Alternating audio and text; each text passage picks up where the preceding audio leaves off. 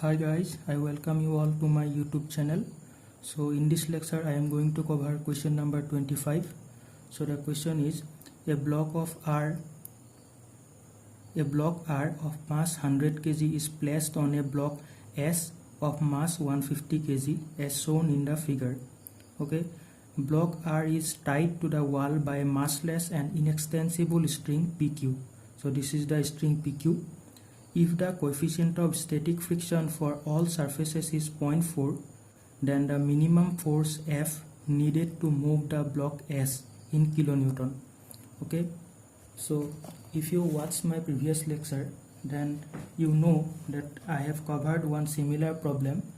Unlike that, this system consists of two masses, that is block R and block S, and mass of R is given as 100 kg and mass of S is given as 150 kg. Also, there is a string which is tied between the block R and the rigid wall. So the problem is something tricky. So let me draw the FBD for block R. So FBD for block R. Okay, so this is block R.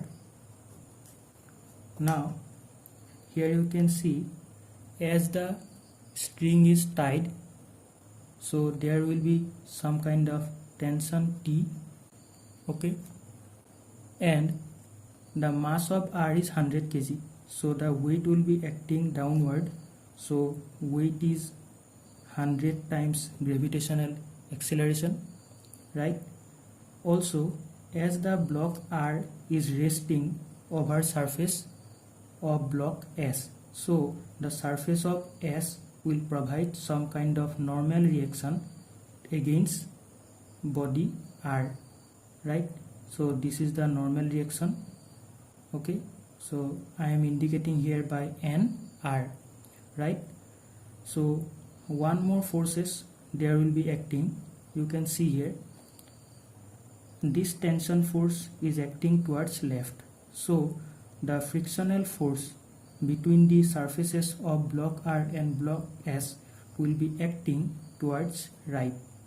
So that is FR, and the magnitude of this friction force will be mu times normal reaction NR, right? So this is the complete free body diagram for block R. Now let me draw the free body diagram FBD for block S. Okay, this was free body diagram for block R. Now let me draw the free body diagram for block S. So this is the block S. Now directly we are seeing that force F is acting towards right, and this, let me indicate by red color. So this force is acting towards right, and mass of this block S is acting towards downward direction, that is W is equal to 150 G, right? Also, similar to block R, there will be some normal reaction. Let me indicate here NS. Okay, and here you can see for block R there was only one contact surface, that is between R and S, but in case of block S there is two contact surface. It is one contact surface and it is another contact surface, right? So as the force is acting towards right, so frictional force will be acting towards left. So this frictional force will be mu times NS. Okay, mu times NS. And one more force is there, I forgot to show you. Here you can see, as normal reaction R is acting against block R, so the same normal reaction will be acting towards S. Okay, so there will be NR in this block S also. So this frictional force will be mu times NR. Okay, I hope you got both the free body diagram. Now you can see here this entire system is in equilibrium. Okay, this entire system is in equilibrium, right? So in order to be in equilibrium, both the blocks should be in static equilibrium. There should not be any kind of disturbance. So let me apply equation of equilibrium here. So summation of all the forces will be 0, right? Let me write here for block R, summation horizontal force, summation of all the horizontal force will be 0. This implies what are the horizontal forces?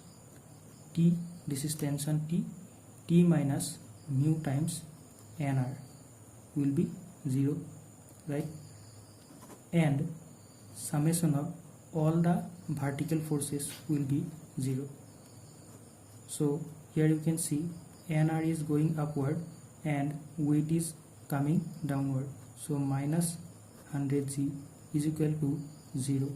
So NR is simply 100g, right? So we got the value of NR. Now for this block S, similarly summation of all the horizontal forces will be 0. So what are the horizontal forces? F minus mu times, I am taking common here this mu, so mu times NR plus NS, right? So this is equal to 0. So F is equal to mu times NR plus NS. So we know the value of NR, right? So let me give this equation number 1. Now summation of vertical forces will also be 0, right? So this implies NS is going upward, so NS minus both W and NR is coming downward, so 150g minus NR equal to 0. So NS is equal to NR plus 150g. What is NR? That is 100 times g. So 100g plus 150g is equal to 250g, right? So we know both the value of NS as well as NR. NR is 100g, NS is 250g. Now we can use these two values in equation number 1. Equation 1 implies F is equal to mu times, what is the value of mu? What was the value of mu? It was 0.4. It is given in the question. 0.4 times NR. What is NR? This is 100g plus NS is 250g, right? So g, the value of g is 9.81. Okay. Now let me use my calculator. So 0.4 into 100 into g. What is g? That is 9.81 plus 250 into g, that is 9.81. This implies 1.37 into 10 cube Newton, right? But the answer is asked in kilonewton, so F is 1.37 kilo Newton. That is the right answer for the given question. Okay, so this is the complete solution for question number 25. So you write down this question and as well as the answer in your notebook. I hope you understood the complete solution, and if you are getting help from my lecture, then subscribe my channel, and so thank you.